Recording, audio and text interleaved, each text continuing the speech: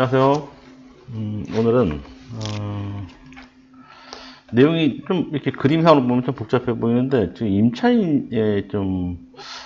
임차인이 변심을 했어요. 이 변심 사건, 변심 때문에 이제 손해배상 청구 소송에 대한 그런 내용입니다. 일단 여기 지금 보시면 공인중개사가 있어요. 공인중개사가 이 집을 매수인이 있고 여기 매도인이 있잖아요. 매도인이면서 임대인이에요. 근데 그림상 보면 이제 여기 이제 기본적으로 집을 본 다음에 이제 매수인이 계약금을 넣겠죠. 그쵸?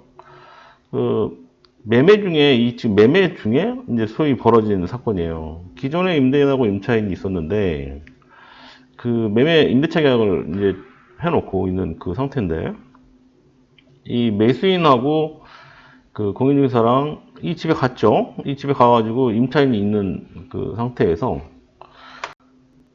현 임차인이 계약갱신 청구권을 행사하지 않고 현 임대차 계약이 만료되는 날 퇴고를 하기로 하였고, 이게 이제 소위 이 임대인하고 임차인 간의 그 녹취가 있는 거예요. 녹취가.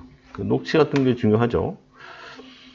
임차인은 그러니까 퇴고를 하겠다라고 했기 때문에 이제 그 임차인이 자기가 이제 지금 현재 거주하고 있는 그 집을 이제 보여준 거예요.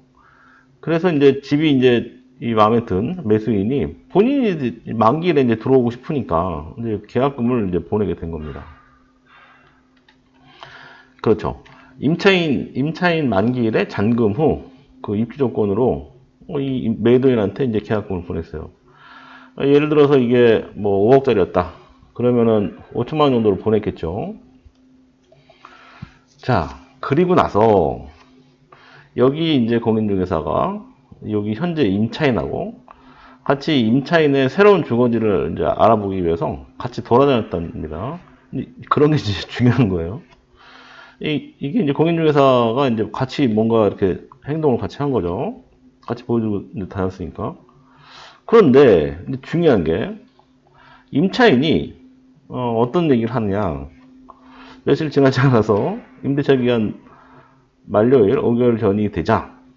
그러니까 원래 계약갱신은 6개월 전에서 2개월 전이잖아요. 간단하게 좀 볼까요? 주택임대차보호법.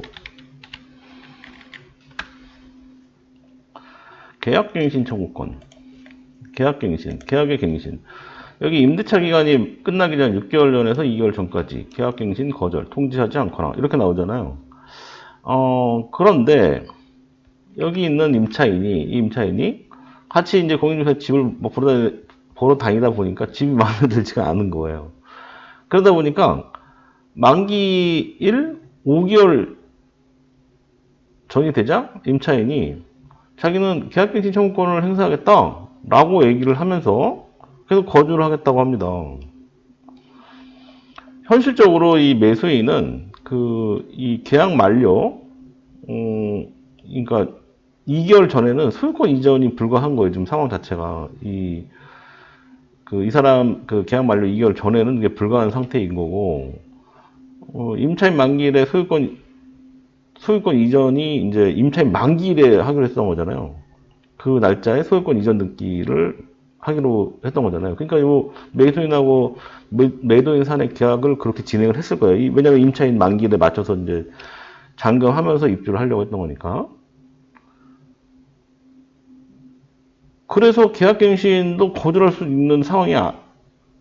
없는 상황인 것 같죠. 그런 상황이 된 거죠. 이런 경우에 이제 이 매수인 입장에서 지금 이제 몇 가지가 이제 궁금한 거죠. 첫 번째, 매도인은 배액배상으로 입은 그러니까 매도인 입장에서 봤을 때, 매수인 입장이 아니라 매도인 입장에서 봤을 때, 이 계약금에 대해서 만약에 계약이 이행되지 않을 경우에 이 매수인한테 배액배상을 해야 되잖아요. 왜냐하면 법 규정이 그렇게 돼 있어요. 해약금 규정이 돼 있으니까. 어떻게 되냐? 교부자는 이를 포기하고 수령자는 그 배액을 상환하여 매매 계약을 해지할 수 있다. 이 수령자는 지금 매수자를 의미하는 거예요.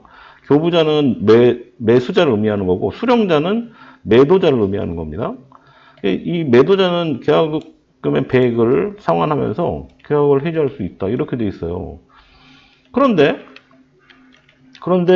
아까 5천만 원 받았다 그랬잖아요. 근데 1억 원을 이 사람이 그 배액 배상을 하게 되면 본인의 문제가 아닌 임차인의 문제로 인해서 그 계약이 해제되고 그런 경우에 손해를 분명히 입을 수 있잖아요. 이럴 때 이 임차인한테 손해배상 청구할 수 있느냐? 네, 그게 첫 번째 질문. 자, 그 다음에 이 매도인이면서 임대인은 임차인한테 계약갱신 청구권에 대한 불행사, 이 사람이 계약갱신을 하지 않겠다라고 했던 불행사에 대한 녹취를 아까 했다고 했지 않습니까? 차라리 그냥 그 계약갱신 청구권, 불행사 확인서 뭐라든지 이런 것들을 뭐 받아놨어야 되는 건가? 그래야지만 임차인이 변심을 막을 수 있지 않았을까? 뭐 이런 거를 이제 물어보는 거예요. 자, 이 상태입니다. 그래서 그런 것들이 이제 궁금한 거예요. 자, 그러면 이걸 처리를 어떻게 해야 되냐? 이런 거예요. 지금 현재 만기일에 임차인이 나가겠다고 했다가 지금 몇 군데 이제 보다 보니까 마음에 들지 않다 보니까 계약갱신 청구권 안 하겠다고 그러니까 불행사 하겠다 했던 것을 번복한 거잖아요. 번복한 거는 이거는 인정되기가 어렵다고 보는 거예요. 그래서 매수인은 매매 계약을 해지하는 것이 아니라 임차인한테 만기 때 나가라고 하는 게 맞아 보여요. 이 지금 상태가 그런 거죠. 그리고 만약에 임차인이 정말 나가지 않는다 그러면 매수인은 이 임차인을 상대로 해서 소송을 해야 될 걸로 보여집니다. 그렇게 될 수밖에 없겠죠. 매수인 입장에서는 본인이 들어가야 되는데 임차인이 안 나간다 그러면 임차인 상대로 나가라고 할 수밖에 없겠죠.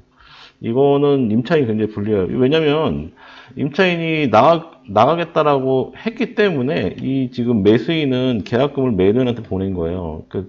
여러 관계가 좀 있지만 이거를 중재하는 입장에서 봤을 때는 임차인이 그렇게 계약갱신 행사, 불행사를 했던 부분들에 대해서 분명히 인지할 수 있게끔 해주는 게 맞겠죠. 만약에 매매 계약이잖아요. 매매 계약이 이 매도인의 채무 불이행, 그러니까 이걸 주지 못하는 상황으로 인해서 해제되어서 매도인이 그로 인해서 손해를 봤다. 그러면은 요 임차인한테 손해배상 청구를 할 수 있다. 이렇게 보시면 될 것 같고, 이거는 지금 임대인하고 임차인의 녹취 내용뿐만 아니라 이 공인중개사의 증언이 당연히 있겠죠. 왜냐하면 이 임차인이 나가겠다고 했기 때문에 같이 집을 구하러 다닌 정황도 있지 않습니까? 그래서 임차인이 상당히 불리한 거예요. 자, 전체적으로 이러한 경우에는 임차인이 본인이 번복으로 인해서 손해를 받을 수 있는 손해배상 청구 대상이 될 수 있는 상황을 이 매수인이나 이 매도인보다는 이 계약을 체결했던 공인중개사를 통해서 이 불이익이 생길 수 있다는 걸 분명히 인지시켜주는 게 맞는 것 같아요. 이 금액이 크잖아요. 이 계약금에 대해서 만약에 임차인의 문제로 해서 손해배상이 됐다 그러면은 굉장히 이후에 생길 수 있는 문제가 굉장히 크다고 좀 보여져요. 그냥 당연한 거죠. 임차인이 이런 상황을 정확하게 인지를 못하는 것 같아요. 지금 객관적으로 봤을 때는 본인이 나가겠다고 했기 때문에 계약금이 들어갔던 건데 이거를 번복한다. 그러면 물론 이거를 중개했던 공인중개사 입장에서는 굉장히 난처해지는 상황이 될 수도 있겠죠. 그런데 이런 소위 이런 임차인이 나간다는 조건부 계약이지 않습니까? 나가겠다고 확실했기 때문에 매도인도 편하게 계약금을 받았던 거고. 근데 이 매수인 입장에서 이 사람이 안 나간다. 그럼 당연히 배액 상환 해달라. 이제 채무 불이행, 요건 채무 불이행이라고 표현하잖아요. 그러니까 인도를 제대로 못한 것에 대해서. 채무 불이행에 대해서 배액을 상환해라. 이렇게 할 수밖에 없겠잖아요. 이 매수인 입장에서는. 이거는 이 매도인이 일방적으로 손해를 볼 수 있는 상황이 아니기 때문에 이거를 중개를 했던 공인중개사 입장에서 이 임차인한테 이 손해배상 청구 대상이 된다라는 내용을 인지를 시켜주고, 그거 아니다 그러면 매수인이 내용증명 보내고 손해배상, 아니, 매도인이 임차인한테 매도인이면서 임대인인 이 사람이 이제 임차인한테 내용증명 보내면서 이제 불이익이 생길 수 있다는 내용을 분명히 고지를 시켜줘야겠죠. 자, 오늘은 임차인의 변심으로 생길 수 있는 사건이잖아요. 이거는 임차인이 최종적인 책임을 질 수밖에 없는 그런 내용에 대해서 설명을 드렸습니다. 자, 궁금하신 사항이 있으면 댓글 남겨주세요. 고맙습니다.